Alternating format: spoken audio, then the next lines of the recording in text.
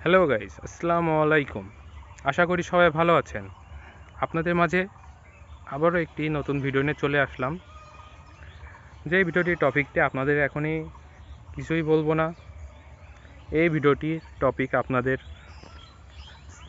আপনারা যদি সম্পূর্ণ দেখলে তাহলেই বুঝতে পারবেন, না হলে কিছুই বুঝতে পারবেন না। এই জন্য এই ভিডিওটিতে সবাই চোখ রাখেন, সম্পূর্ণ ভিডিওটি দেখবেন। আপনাদের কাছে এইটুকুই আশাবাদী, এই ভিডিওটি সবাই দেখবেন শেষ পর্যন্ত। এখন বিষয় হচ্ছে, আমি এই ভিডিওটি কেন করছি। জানি যে আপনারা এই ভিডিওটি দেখবে না, আর এই ভিডিওটি দেখলে আপনাদের জীবনের অনেক কিছুই পরিবর্তন হবে আশা করি। যদি আমার কথা মতো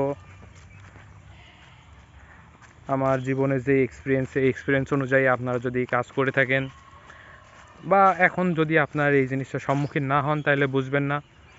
আগে এই জিনিসের সম্মুখীন হতে হবে আপনার জীবনের সাথে, আর যখনই সম্মুখীন হবেন তখনই আপনারা আমার কথা মনে করবেন, আমার এই ভিডিওটি দেখবেন।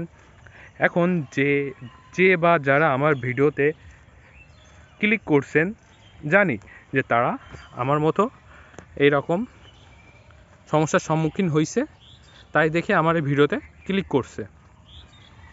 এখন ক্লিক করার একটাই লক্ষ্য, যে এই সমস্যা থেকে কিভাবে আমরা কাটিয়ে উঠব। তো কাটাইতে গেলে আমার এই কথাগুলো আপনাদের শুনতে হবে, জীবনের সাথে মিলে যাবে। মিলে যাওয়ার পরে আপনারাও সলিউশনও পেয়ে যাবেন। আর সলিউশন পাইলে কি হবে, আশা করি আপনার জীবন আবার আগের মতো চলবে। তার জন্য এই ভিডিওতে আপনারা ক্লিক করছেন।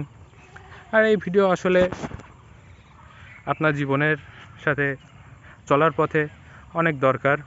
এরকম সমস্যা আসবে যাবে, আবার ভালো হয়ে যাবেন, আবার সব কিছু নর্মাল হয়ে যাবে, আবার আসবে।